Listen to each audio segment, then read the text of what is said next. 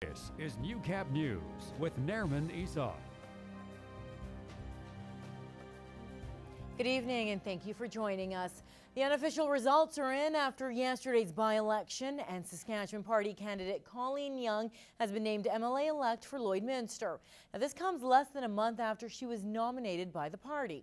There was a vacant spot at the Saskatchewan legislature after former MLA Tim McMillan left politics to join the private sector. Bart Pediasic reports. I can't thank you enough for supporting me and believing in me that I could be a strong representation for this constituency in this riding. So thank you, and I hope I served you well.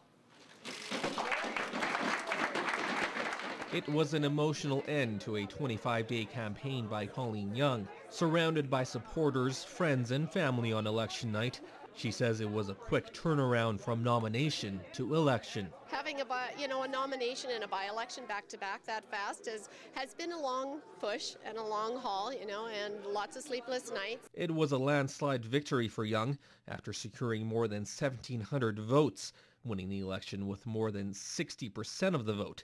New Democrat Wayne Byers came in second with a little over 800 ballots cast in his name. At Byers' campaign office downtown, the party was more subdued as the results rolled in. The NDP candidate says while he's happy with his campaign, the low voter turnout was shocking. I'm really surprised at the turnout. I know Lloydminster is known for its normally low turnouts in the 40% range, and what I see the numbers today, they're in around the 25%, and that I'm quite surprised by that. This was Byers' third run for Lloydminster MLA, previously losing to Saskatchewan Party candidates Tim McMillan and Milt Wakefield. When asked if he would consider running again in the future, I don't think negotiations would go very well on the home front for the fourth time. But I'm certainly always here to help any candidate that wants to come forward. In the meantime, Colleen Young has some time until she's officially sworn into legislature, but she says it's not stopping her from getting back to work. There's still work to do.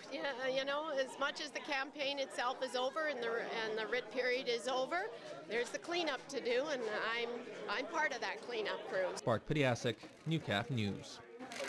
After more than 2 years of waiting and a few delayed openings, staff and students at College Park School now know when they will be in their new building. Here to announce that College Park School is opening on December 2nd. Yes, students and their parents have not been inside to view the school as there is restricted access for construction, so they can move quicker. New whiteboards.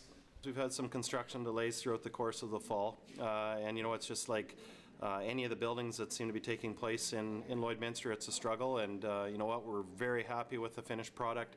It's going to be a tremendous school, but it's taken us a little longer to get here than we would have liked. This is the first kind of school in Lloydminster, as College Park is a pre-kindergarten to grade 9 school, and it also has the second largest amount of students in the border city. That then pulled some students out of our most pressured schools, and it's and I guess we like to use the term right-sized the other schools, so we're in the appropriate numbers in those other schools now. The school will have around 550 students attending, about 50 people on staff. Construction of the school began in the summer of 2012 and cost $23 million. Well, the annual MS Appreciation Evening was held last night. The event is a thank you to everyone who has volunteered, sponsored, or donated to the MS Society this year. Now, as Jeremy Thompson reports, one volunteer didn't let his young age get into the way of helping out. Heroes save lives, and through your effort this year, you have been a lifesaver in your own right. Stephen Bowman sits quietly beside his mother Judy, taking in the activities of the evening. Judy Bowman was diagnosed with multiple sclerosis in 2010. Ever since, her 12-year-old son has been learning about the debilitating disease. It's like losing a limb. It's having something one day and then not having it the next. He is an example of what our organization needs: new young people who are willing to give back to help those who are afflicted by MS. We'll do the dishes or clean the house or whatever. We'll help her out when she needs it. Bowman is one of 2 recipients of the Young Heroes Award for his involvement with the MS Society. In the years since his mother's diagnosis, Stephen has gone from a camper at the MS Kids Camp to a volunteer there. I'm just very proud of him.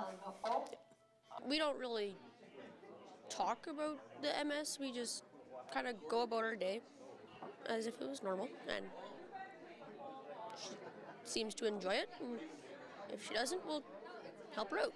Stephen's efforts were part of the reason that the MS Society raised a record $280,000 in 2014, money that will go towards finding a cure for the disease.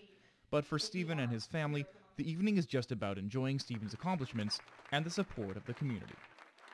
It's nice to see how many people came out and actually care about the MS and how it affects people. Jeremy Thompson, Newcap News.